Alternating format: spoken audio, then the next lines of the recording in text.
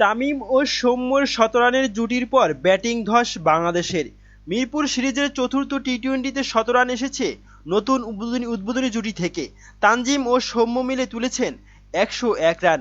এদিন দুই ওপেনার তানজিম হাসান, তামিম ও সৌম্য সরকার ১০১ রানের জুটির পর বাংলাদেশের ব্যাটিং লাইন আপে ধস নেমেছিল। ব্যাট হাতে ব্যর্থ হয়েছেন শান্ত, সাকিব ও হৃদয়রা। তবে কি উড়ন্ত শুরুটা এনেছিল তামিম ও সৌম্য, অথচ সেই ধারা বজায় রাখতে পারেনি দলের বাকি ব্যাটসম্যানরা। টস হেরে আগে ব্যাটিং পায় বাংলাদেশ। একাদশে ৩টি পরিবর্তন নিয়ে মাঠে নামে তারা। দুই ওপেনার তামিম ও সৌম্যর শুরুটা ছিল দুর্দান্ত।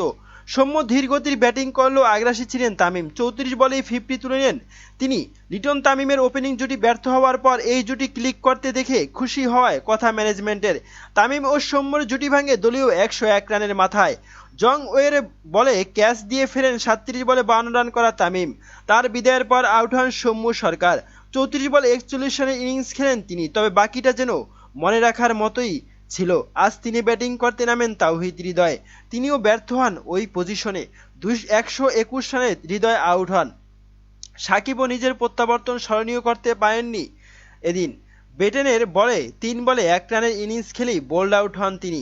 এমনকি বোল্ড হন অধিনায়ক নাজমুল হোসেন শান্ত।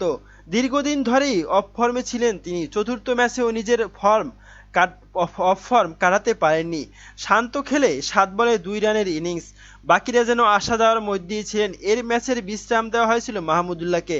দলের ব্যাটসম্যানদের আসা যাওয়ার মধ্যেই রান পেলেন না জাকেরও। শেষ পর্যন্ত ১৪৩ রানই অল আউট হয়ে যায় বাংলাদেশ। জিম্বাবুয়ের হয়ে সর্বোচ্চ ৩টি উইকেট নেন লুক জনওয়ে। তবে আজকে মাহমুদুল্লাহ রিয়াদের অভাব হারে হারে টের পেল টিম বাংলাদেশ। এবং বিশ্বকাপে কতটুকু গ্রহণযোগ্য মাহমুদুল্লাহ রিয়াদ এবং কতটুকু দরকার মাহমুদুল্লাহ রিয়াদকে, তা আজকের জিম্বাবুয়ের সাথেই প্রমাণ হয়ে গেল। মাহমুদুল্লাহ রিয়াদ ছাড়া বাকি সবাই যেন আজকে নাস্তানাবুদ হয়েছে জিম্বাবুয়ের বোলারদের বিপক্ষে। তবে দুর্দান্ত শুরু করেছিল তানজিম হাসান, তামিম এবং সৌম্য সরকার, কিন্তু সেই ধারা অব্যাহত রাখতে পারলেন না দলের বাকি ব্যাটাররা। তবে এই বাংলাদেশ টিম কোন পথে হারছে এখন? জিম্বাবুয়ের সাথে যদি সিরিজে এমন অবস্থা হয়, যদিও সিরিজটি এখন পর্যন্ত জয়লাভ করে নিয়েছে, তারপরও যদি এই নাজেহাল অবস্থা হয় বিশ্বকাপে, তাহলে কোথায় গিয়ে দাঁড়াবে বাংলাদেশের বিশ্বকাপ মিশন? যদি ওয়ানডে বিশ্বকাপের মতো হয় বাংলাদেশের টি-20 বিশ্বকাপ মিশন, সেটা কি হবে নাকি হবে না? এ বিষয়ে আপনার মতামত কি? আপনার মতামত জানাতে পারেন কমেন্ট বক্সে। এবং দীর্ঘদিন নাজমুল হোসেন শান্ত এবং লিটন কুমার দাস এবং বাকিরা সবাই মিলে যে ফর্ম বা পারফর্ম করছে, সেটা আসলে অত্যন্ত দুঃখজনক।